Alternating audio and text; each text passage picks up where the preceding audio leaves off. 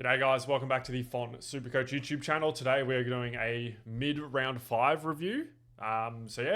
Tracking pretty well for me so far. I think this is going to be about an average score this week, about 21-10. So fingers crossed, nothing crazy happens. I know I'm on late outwatch with the Geelong boys, Holmes and Myers, but hopefully there are no problems there.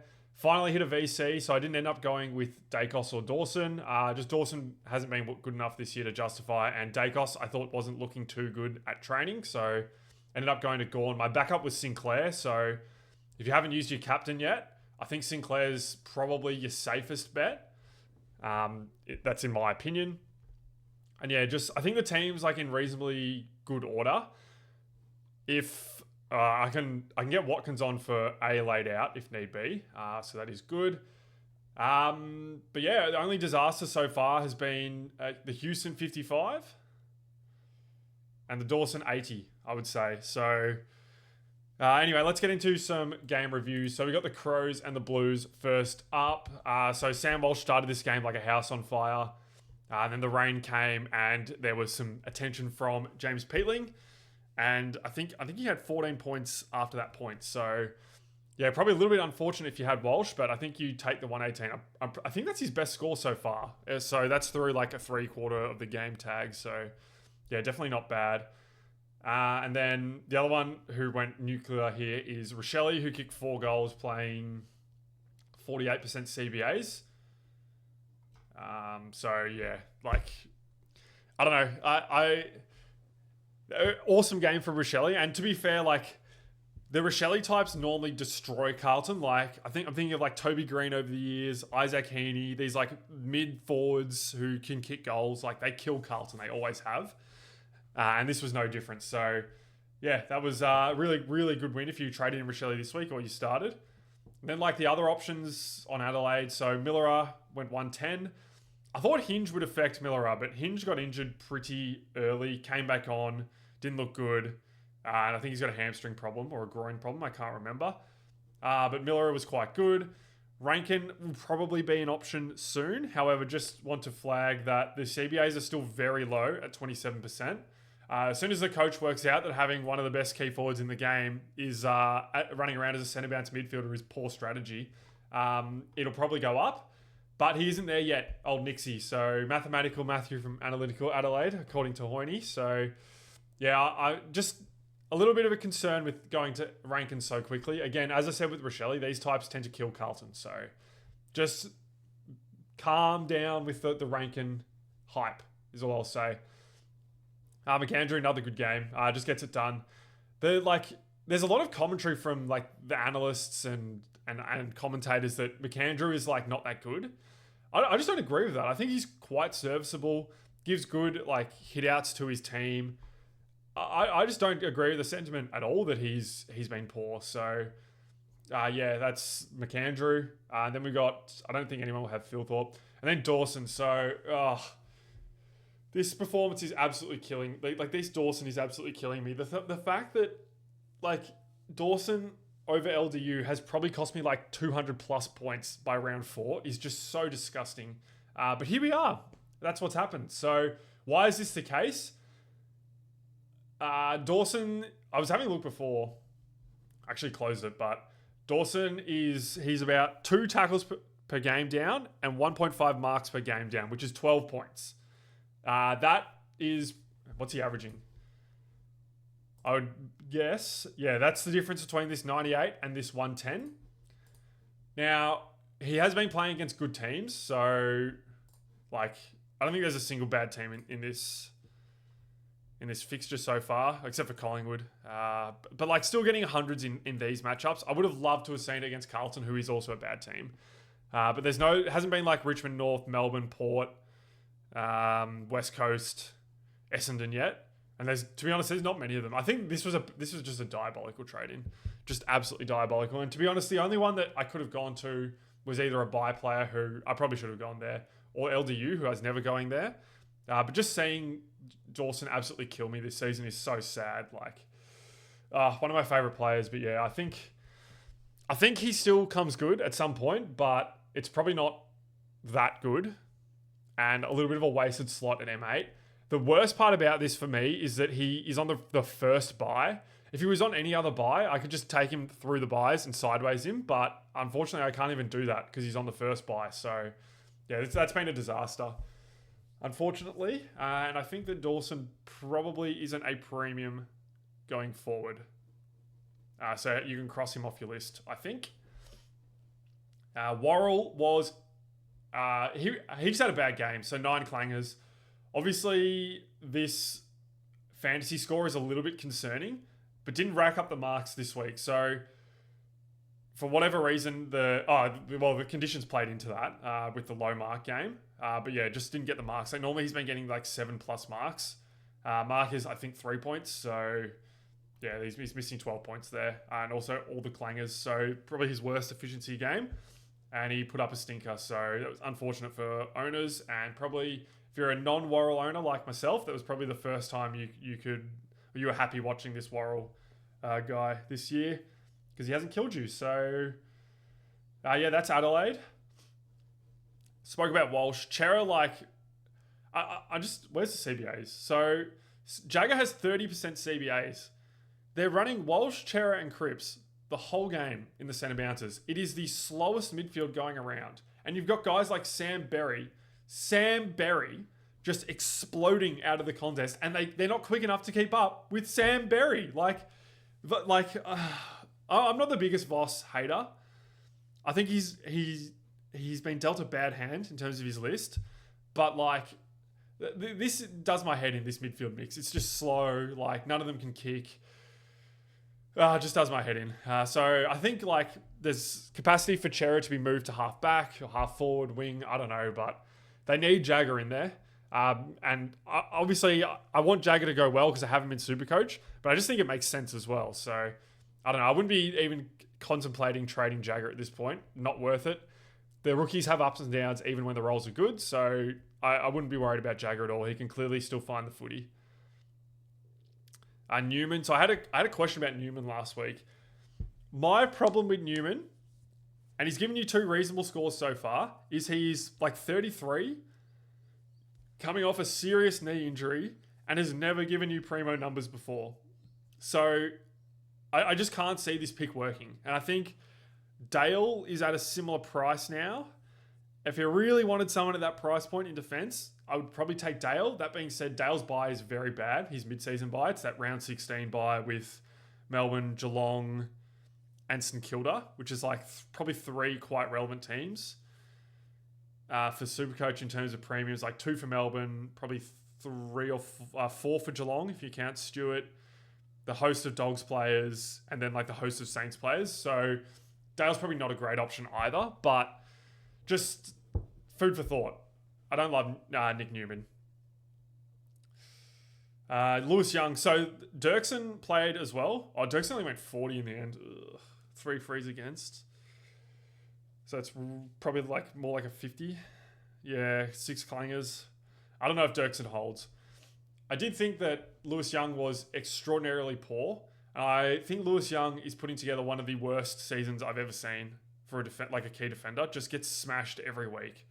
And just complains to the umps the whole time. Like, I don't know. Why persist with this over Dirksen, who's young in games? Obviously, Dean will probably come back next week and one of them will go out. I presume it will be Dirksen. But, yeah, I don't know. Some concerning selection choices going on at Carlton. I spoke about Jagger. Should be getting more CBAs. Low disposal efficiency game. Bad conditions. Young kid. Adelaide brought good pressure, so it's not really surprising. And then Boyd is 190k rookie.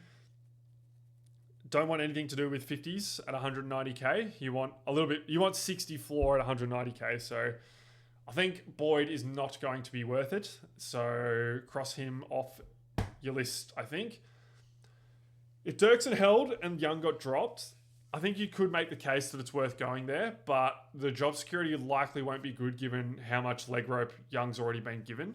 So this probably isn't a safe trade either, particularly with the 40 in the price cycle for a couple games. So yeah, let's move on. So we got the worst game of the year so far, Fremantle versus Collingwood. Probably 2 main talking points from this game.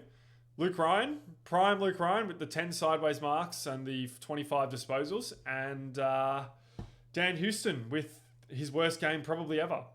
So let's start with Luke Ryan. Firstly, there's a few things you have to remember with Luke Ryan. Firstly, the coach has actively, openly criticised the game plan where they just kick it sideways the whole time. That came back into the Freemantle game plan this game. So that's one. And two, I have never seen a coach look as stressed as Longmuir did in this game. So that says to me, he did not like what he was seeing. And I would have a feeling that these sideways kicks from Luke Ryan were a part of that. So do not trade in Luke Ryan. Actually, what's the price? Is he under 400k? 470. It'd be like 450. I don't know. Don't trade in Luke Ryan. I just this is not happening again. It's just not happening again. 96 DE, like 10 mark. It's just not happening. So don't do that. And then Houston, as I said, like worst game he's played. The conditions are bad for him, but I'm going to be honest. I don't think Houston is fit enough to have justified this selection. And I think I made this trade without really having a close enough look at it in these first two games, where he got a lot of the ball, but they were force feeding him and he wasn't like moving that well anyway. And it's really evident that he's probably not quite as fit as he needs to be in these games, where it's a little bit harder to get your possessions. And so he just doesn't get any possessions. Now, Fremantle kicked 3 points and he's had no kick-ins. But do we really want it to be a pure kick-in merchant? Probably not. So, like, again, there's probably reasons for why this score happened, but it's a little concerning, I will say. Also had a couple of really bad clangers at the start, which sort of killed his scoring. So anyway, the rest of the team, Cameron, if you still have Cameron for whatever reason, you would have loved that. Josh Dacos just didn't get a heap of the ball. Had a lot of contested, but like 23 is a pretty low number for him, I would say. Nick Dacos wasn't moving too well, but honestly, giving us this 94, not too disappointed with that. Obviously didn't use the ball too well. Had some like absolute howler kicks. I don't need to add to the Nick Dacos glaze, which happens all the time, but he's a very good player and a very good kick. And there was some that like were just so bad that I've never seen as bad from Nick. So that is what it is. Angry Angus Anderson was terrific. Had a massive, I think, third quarter. Yeah, third quarter, and then didn't do much in the last. But the first half was not bad. Like he priced at 113, I think. And if he can give you 60, like that's pretty good. So yeah, he's definitely one to watch next week. Could be a very good downgrade option the week after. So yeah, keep an eye on Angus Anderson. And no one else from Collingwood. Oh, if you have to go for whatever reason, time to go. He has a concussion, but that is going to destroy his price. So yeah, get him out. Spoke about Luke Ryan. So Luke Jackson, I was like, oh, he's on like, what was he on at halftime? He was on like 30 or something. Yeah, 36. I was like, yes.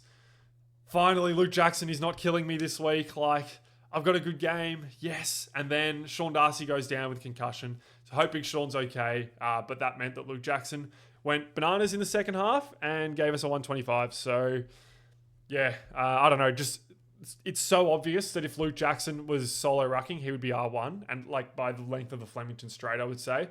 But I don't think even next week he's going to be solo ruck, even though it is a good matchup in West Coast.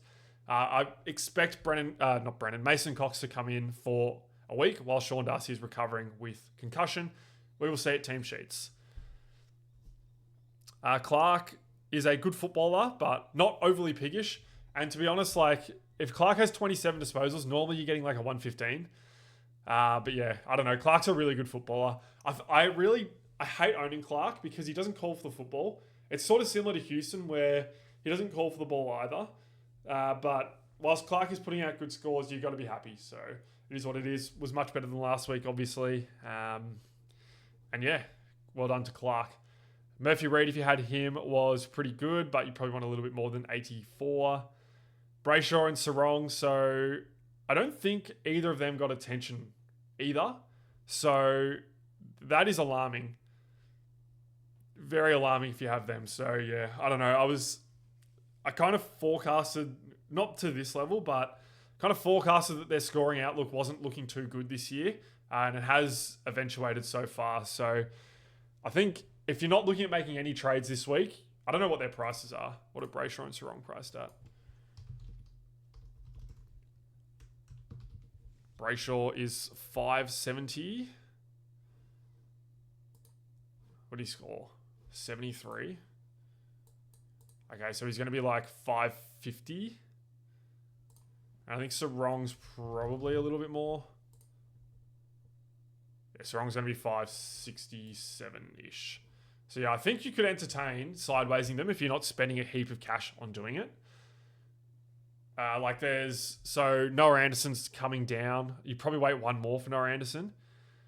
There is Finn Callahan with a 130 break even. I think you could spend 20k and get Brayshaw up to him if you've got Brayshaw or Sarong. I know Sarong's been scoring well, but I think Sarong's had good matchups and no tag so far, and then pulled out an 80-point fourth quarter against Geelong.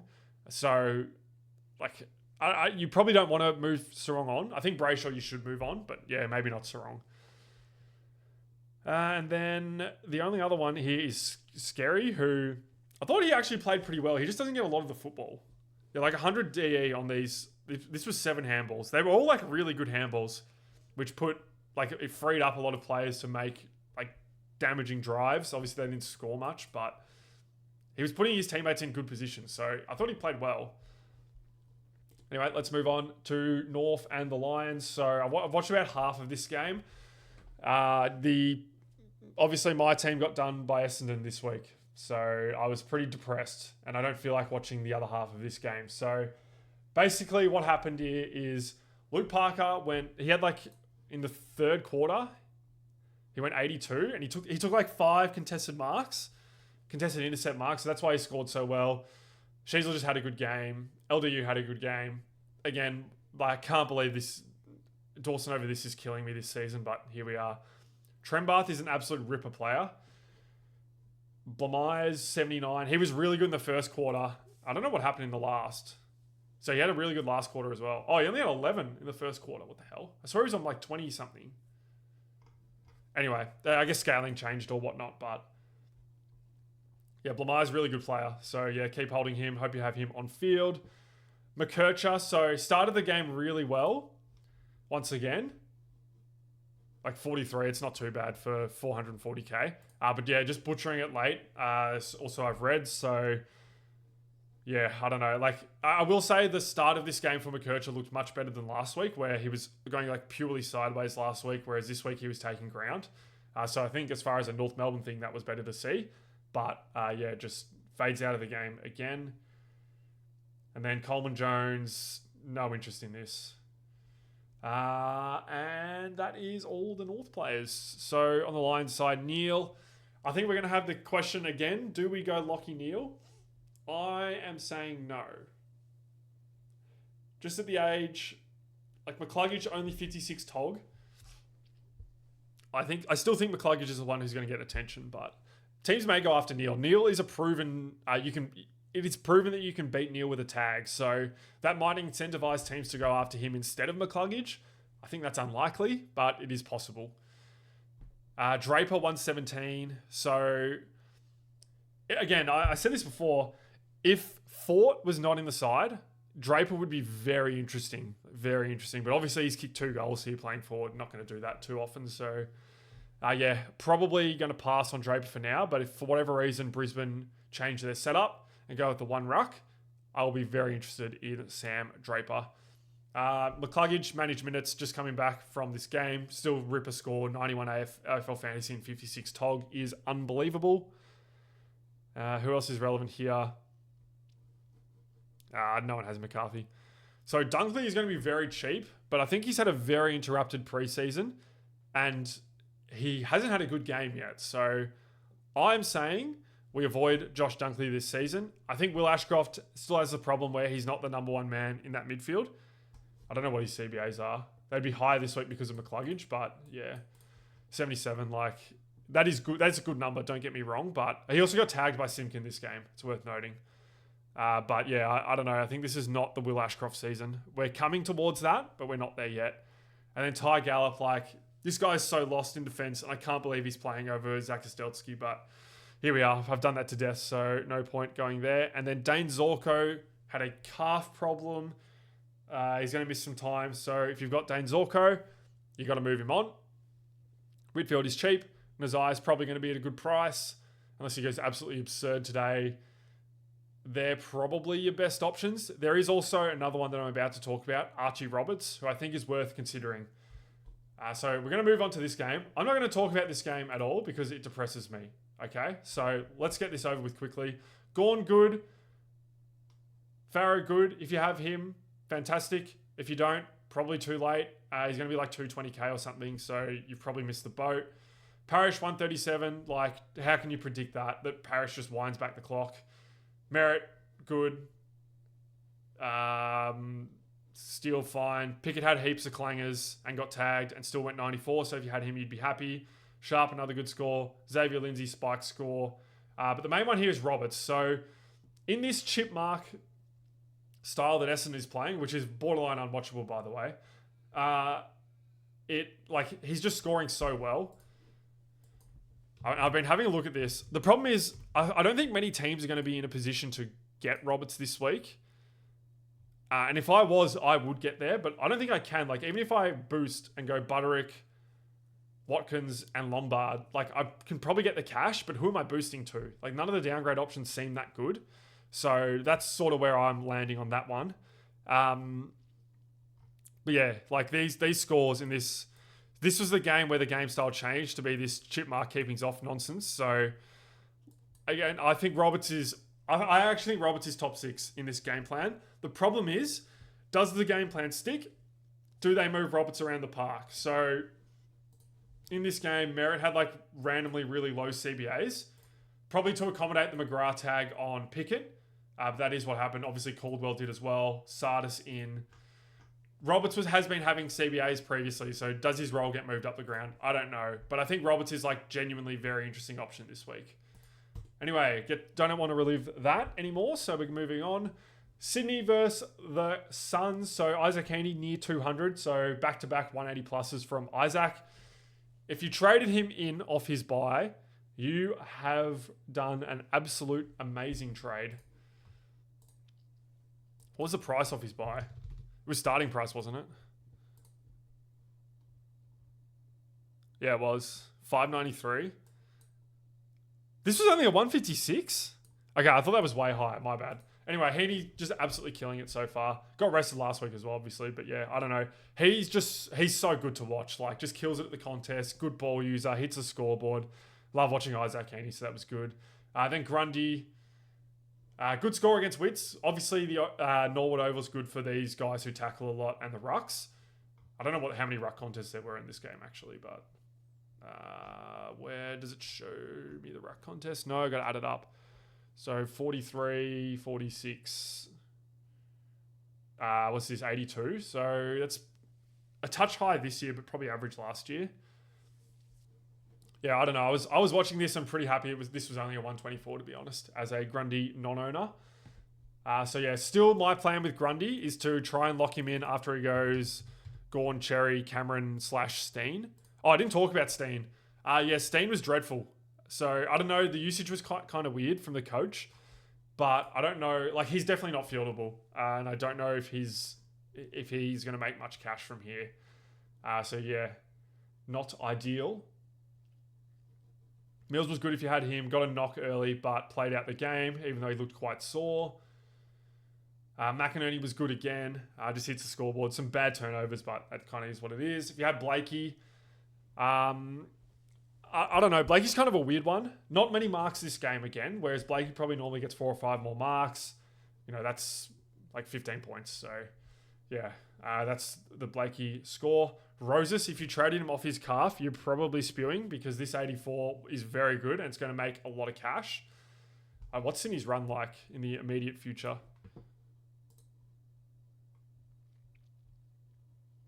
GWS, Western Bulldogs, Melbourne.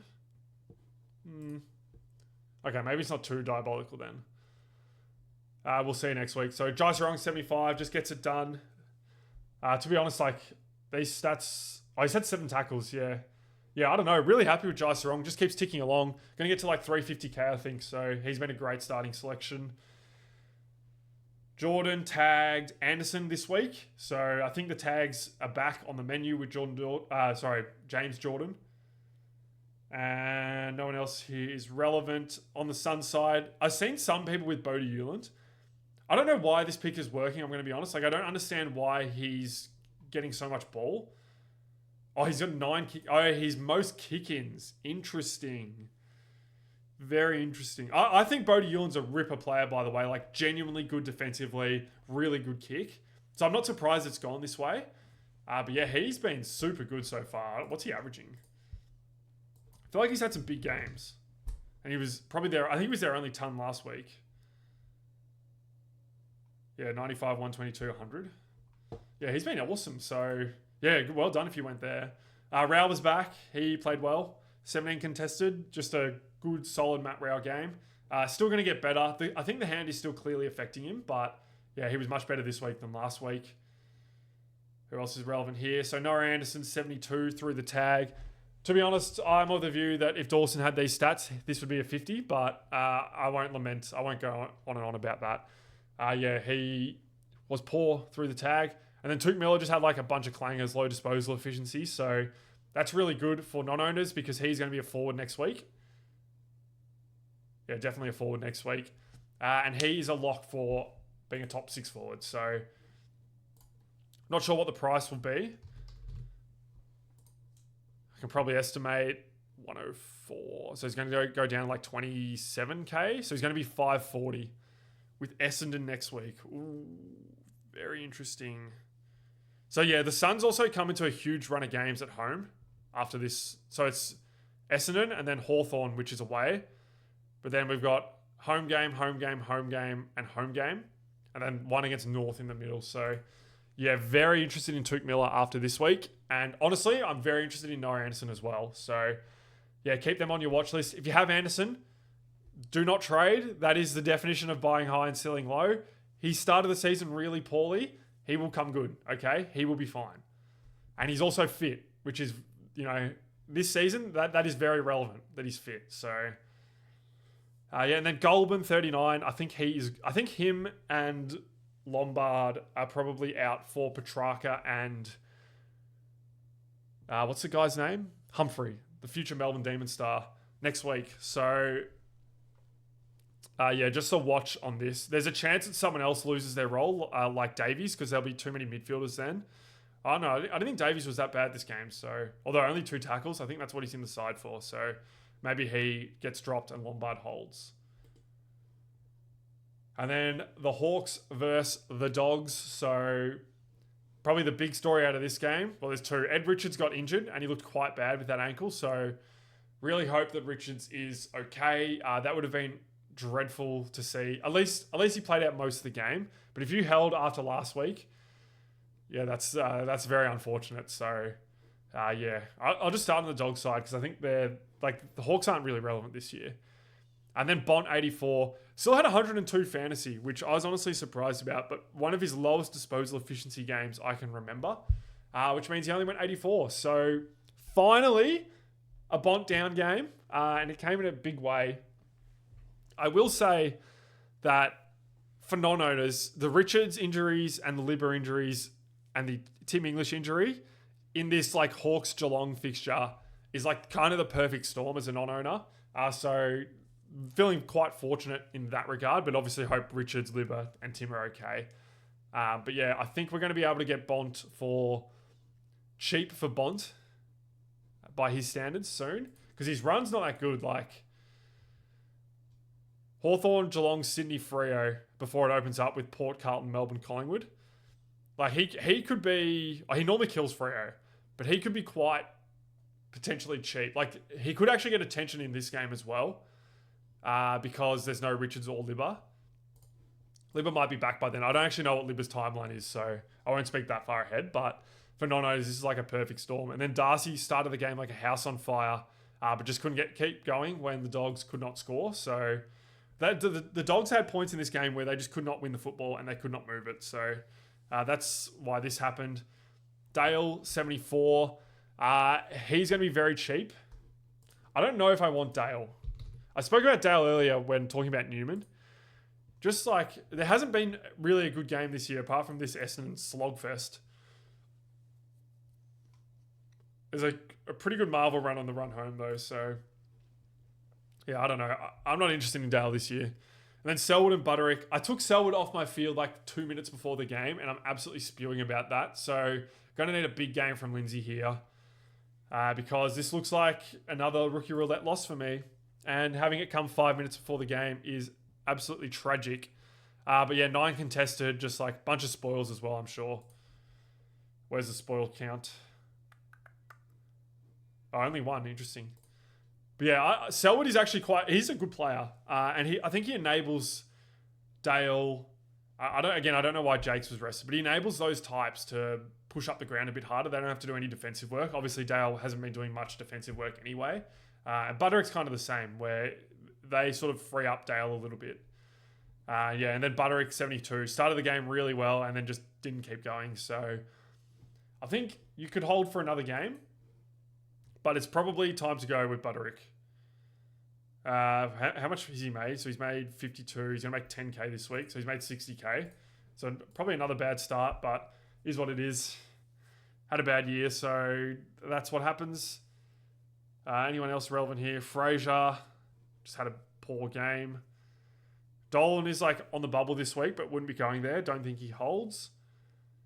And yeah, that's it for the Bulldogs. On the Hawks side, well, what's Ginnivan averaging? Is this worth talking about? Ginnivan's been very good this year. This is not worth talking about. Okay, moving on. Newcomb, like mega game, but Newcomb has these random down games, so I don't know if you want to go there. Sicily was quite good. Obviously, 13 marks is unusual, but he also didn't do much at the start of the game. So yeah, I don't know. Sicily very good. Would have loved this last season, but it is what it is. Connor McDonald, another solid game. Cam McKenzie, probably like a touch managed. So that's what's helping Connor McDonald. But been a really good starting selection if you picked him. Dylan Moore, I don't think he's going to be too relevant this year. Wizard was good, but not relevant. So Reeves, 74.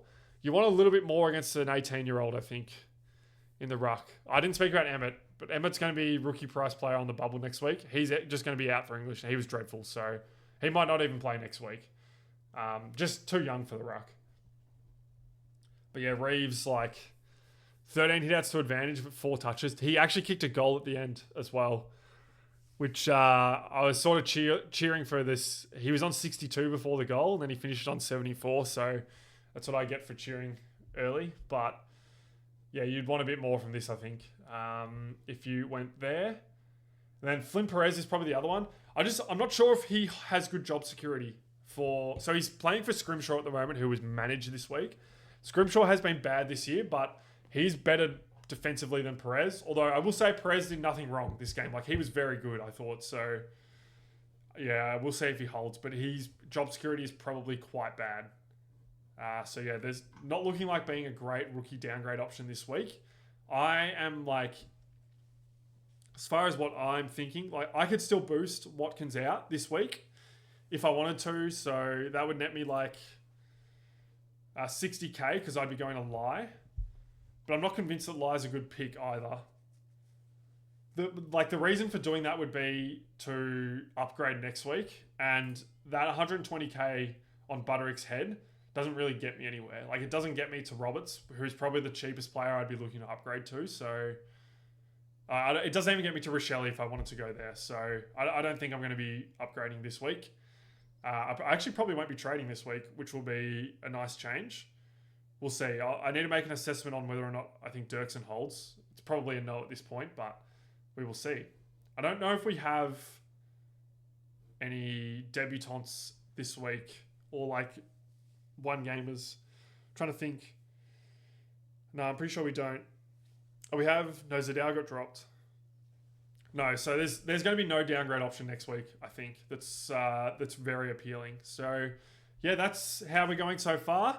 I'm on late out watch, but otherwise should be a little bit of a rank rise this week. Fingers crossed. Don't want to go early, but that's the way it's looking. So let me know how you're going below in the comments. Good luck on this final day of round 5, and I will see you on Monday night for the round review. See you guys.